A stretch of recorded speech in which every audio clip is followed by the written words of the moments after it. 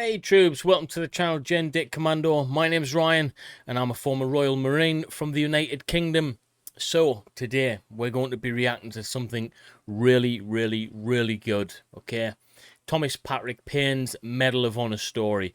All of the Medal of Honor stories that I've reacted to so far have been absolutely fascinating. These guys don't earn the Medal of Honor easily, okay guys? And normally it ends up in a posthumous award where they're normally awarded it, you know, when they unfortunately die in battle. So I'm looking forward to watch this, guys. If you are too, please like, share, and subscribe to the channel for more videos like this. Don't want to miss it. Make sure you press that notifications button. But other than that, if you got anything for me, drop a comment below. Let's have a good one. Our mission was to conduct a hostage rescue raid on October 22nd, 2015 in Hawija, Iraq. The Kurdish regional government reached out to the United States for assistance for a hostage rescue raid. Right, let's read this. What's this? In Sergeant First Class Thomas Payne's unit was called out as part of a Special Operations Task Force made up of Kurdish partners and members of the US Special Operations Command to rescue the Iraqis held hostage. Wow. This is going to be heroic.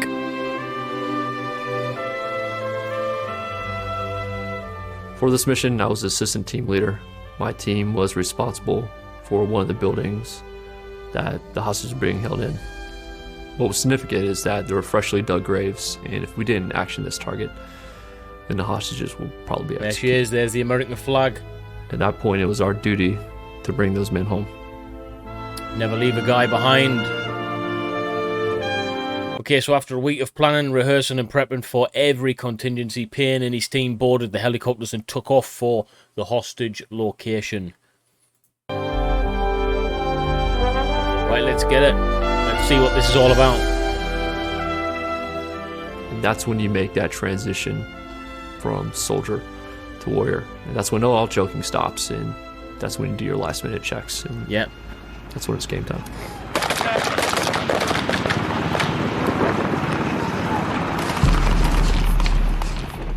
Ramp drops. It's a complete brownout.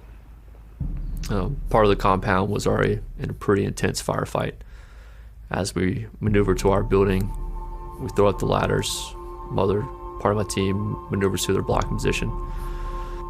That's when we hear that there was a man down.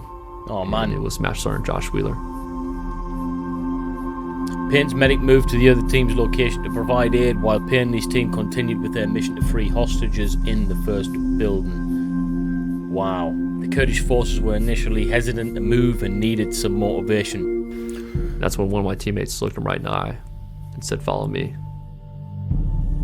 Meeting only light resistance, Payne's team secured the area and prepped to free the trapped men. Cut the locks on the prison doors and opened the cell, and over 25, about 25 hostages in one cell, and wow, probably 11 in the other. And you see their faces light up, and they're being liberated. And some are crying, some are excited. And while this is going on, there's still an intense firefight going on in the other building.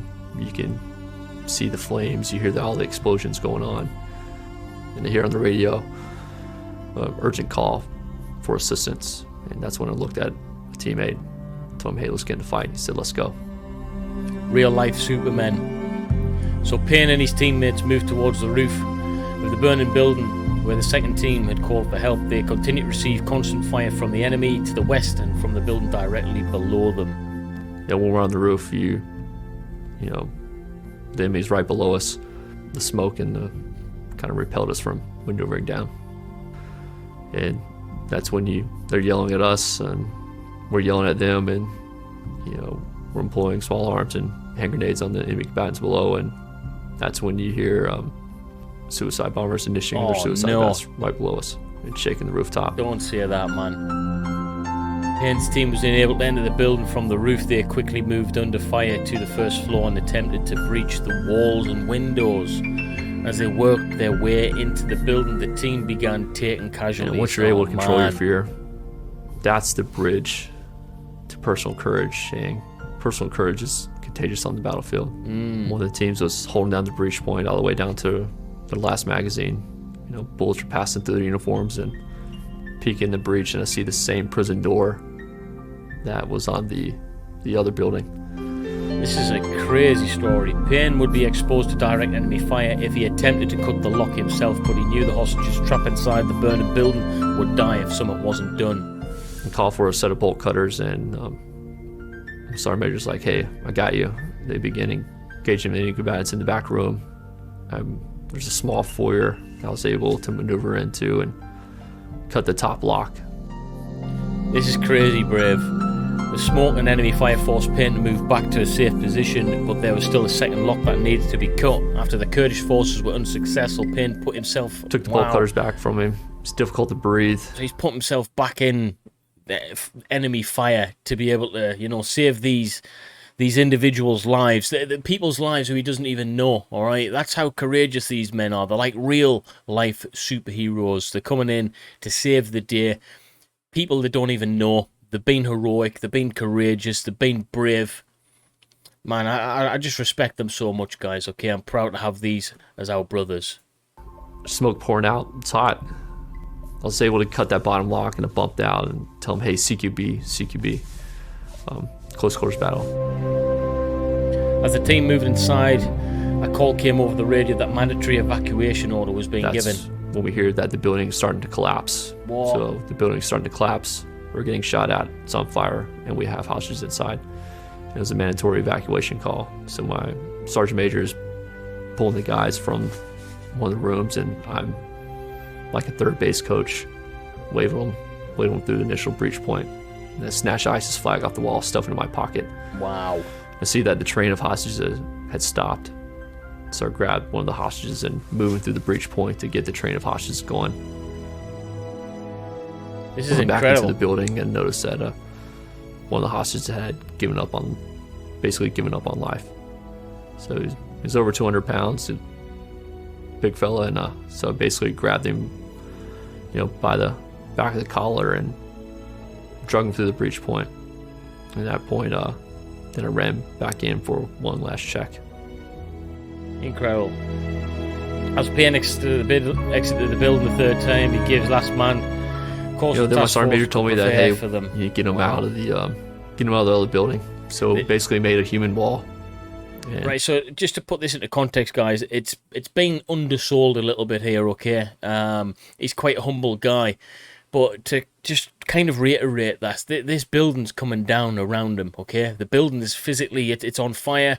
It's coming down all around them. Enemy fire.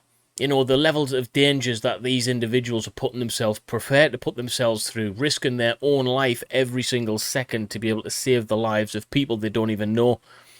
I don't even know what you call that. Is that even in most of us? I don't know. Even in most trained soldiers, that's not in them. Okay, that's just me being honest. Select few. And to allow the hostages to pass behind us, and you know, as we engaged the other building, we had to cease fire so the hostages could run behind us because they would stop. Still under fire, Payne's team quickly loaded the hostages onto the helicopters, but there were so many. Payne's team was forced to stand the entire flight back. Only after they landed did they find out what happened to Master Sergeant Wheeler. And he informed us that Master Sergeant Josh Wheeler had been killed in action. Man. Always at the end of the story, guys. Rest in peace. Rest in peace. And that's when our teammates tell us what Josh Wheeler did that day. With his team caught in deadly crossfires, they attempted to reach their objective. Master Sergeant Wheeler knew he only way to save the hostages, and his team was to move forward. Leading his men, he moved towards the sound of guns. Oh, my goodness. His last words before he moved to the sound of the guns were on me. Payne and his teammates rescued nearly 70 Iraqi hostages from near certain death. 70 Iraqi hostages. 70 people. Lives were saved. That's incredible, troops. It stands as one of the largest hostage rescues in special operations history. This is unbelievable, man. For his actions that day, then First Sergeant Thomas Payne would be recommended. The Medal of Honor for the Medal of represents Honor. Everything great about our country. And for me, I don't consider myself a recipient of this medal. I consider myself a guardian. of this medal. Wow.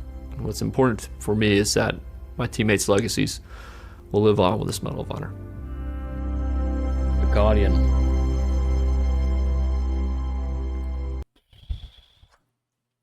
These ones always get me, like, they always get me. I might not show emotion to you guys. I'm quite stern-faced, okay? But inside, it gets me thinking. It gets the emotions going, you know. It gets me thinking about all of those Medal of Honor recipients, of all of those people who haven't earned the Medal of Honor, but were equally as brave, okay? Not everyone can be awarded it, but guaranteed there's people who have acted in the same kind of level as those that have been awarded the Medal of Honor. The unsung heroes, I like to call them. So anyone who's perished at war, anyone who's suffered at war, anyone who's been to war, you have my greatest respects. And that's on both sides of the team, guys, okay? Both sides. I don't care, war's war, alright, and there has to be two sides. And unfortunately, there's people that die on both. So I just like to pay my respects to them, and hopefully through these videos that I'm reacting to, I can give my honest opinion and respects. Even if it's just giving my respects, then I'll continue to do these videos. So I want to say thank you to especially Thomas Patrick Payne. Thank you to his service. Thank you to all of his team's service, and rest in peace those that didn't make it back home that day. Guys, drop a like, share, and subscribe. I'll see you in the next one.